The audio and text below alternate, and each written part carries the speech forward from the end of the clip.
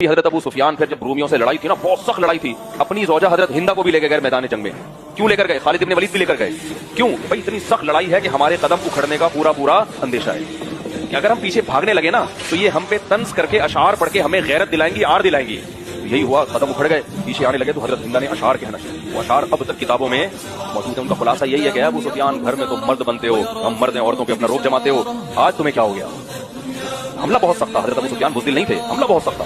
تو اور بھی اس طرح انہوں نے جب تانے دیے ہیں تو یہ لوگ دوبارہ پلٹے اور رومیوں کو شکست دی، بھاگ گئے۔ اسی طرح یہ جو لوگ کرتے ہیں نا، نظر اتارنے کے لیے مرچیں جلا رہے ہیں اور سر بٹے گھما رہے ہیں، اور یہ جو فلیتے پلیتے اور یہ یرقان کے ہیپاٹائٹس کے لیے وہ جو پیلے پتے، مجھے بچپن سے ان چیزوں سے نفرت ہے۔ تو بندہ مر جائے یہ پتے نہ لٹکائے اپنے گلے میں، سمجھ میں آ رہی ہے بات؟ کیا ہے یار فضول چیز، بالکل علاج کراؤ، اللہ سے دعا مانگو، ختم۔ میں زندگی میں نہیں الحمدللہ کبھی تعویذ ڈالا اپنے گلے میں، مجھے مزاجن ان چیزوں سے عجیب سی گھن آتی ہے۔ ایک پٹا دھاگا یہاں بندھا ہوا ہے، ایک دھاگا یہاں، کہ جب میری گردن اڑائی جائے گی، توحید کے نام پہ اڑائی جا رہی تھی نا، تو مجھے اس کی فکر نہیں ہے کہ میں دائیں کروٹ پہ زمین پہ گرتا ہوں یا بائیں کروٹ پہ زمین پہ گرتا ہوں، مجھے اس کی پرواہ نہیں ہے۔ کیوں؟ وَذَلِكَ فِي ذَاتِ الْإِلَٰهِ وَإِن يَشَاء، یہ سب اللہ کی رضا کے لیے ہو رہا ہے۔ تو بھائی دائیں کروٹ پہ گرو یا منہ کے بل گرو یا پیٹھ کے بل گرو، یہ گردن کس کے لیے اڑائی جا رہی ہے؟ اللہ کے، کوئی پرواہ نہیں ہے مجھے۔ کیوں؟ یہ اس معبود کو راضی کرنے کے لیے مارا جا رہا ہے مجھے، اور اس کی بھی پرواہ نہیں ہے کہ یہ مجھے قتل کرنے کے بعد میری لاش کے کتنے ٹکڑے کرتے ہیں، جتنے بھی ٹکڑے کرتے ہیں میرا رب چاہے گا تو ان ٹکڑوں میں برکت ڈال دے گا۔ تو یہ صحابہ کرام کا ایمان تھا، کیونکہ ان کو یقین تھا، یہ جو سورہ یاسین کی آیات ہے نا، ان کو یقین تھا کہ ادھر شہید ہوئے ادھر کہاں گئے، اللہ کے وعدے سچے ہیں، جھوٹے نہیں ہیں۔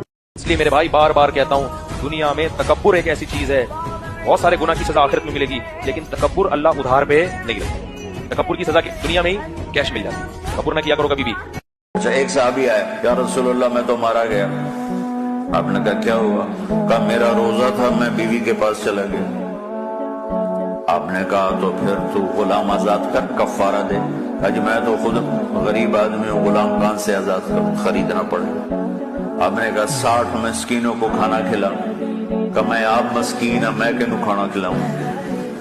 آپ نے فرمایا پھر آخر یہ کہ 60 روزے وہ مسلسل رکھنے ہوتے ہیں جو کفارے کے ہوتے ہیں۔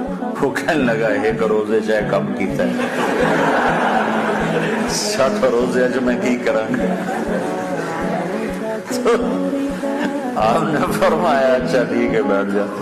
بیٹھ گئے، تھوڑی دیر ہوئی تو ایک انصاری صحابی کھجوروں کا ٹوکرا لے کر آیا، یا رسول اللہ یہ صدقے کی کھجوریں تقسیم فرما دیں۔ تو آپ نے فرمایا بھائی وہ کدھر ہو؟ کہا جی بیٹھا ہوں۔ آپ نے کہا ادھر آ، یہ کھجوریں لے جا اور 60 گھروں میں۔ میرے نبی کا فرمان ہے جب دو مسلمان آپس میں لڑ پڑیں اور بات نہ کریں تو اللہ ان کے سارے عمل مردود کر دے۔ تو کہتا جب تک یہ صلح نہیں کریں گے ان کا کوئی عمل قبول نہیں ہے۔ تو اپنے دل پہ پتھر رکھو، معاف کرو، خود جا کے معافی مانگو، چاہے جتنا اس میں تمہیں زور لگانا پڑے مانگو۔ اللہ کی قسم میرے نبی کا فرمان ہے معاف کرنے سے عزت گھٹے تو مجھ سے لے لو۔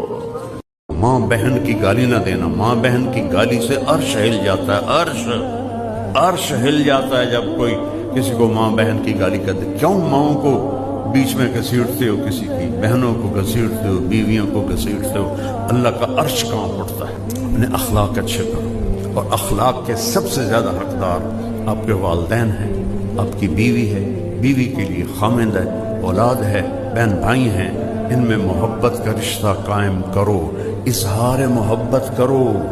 میرے نبی کی آخری نصیحت الصلاۃ، میری امت نماز نہ چھوڑ، آخری الفاظ تھے، نماز نہ چھوڑ۔ تو کیوں چھوڑتے ہو نماز؟ کیوں چھوڑ؟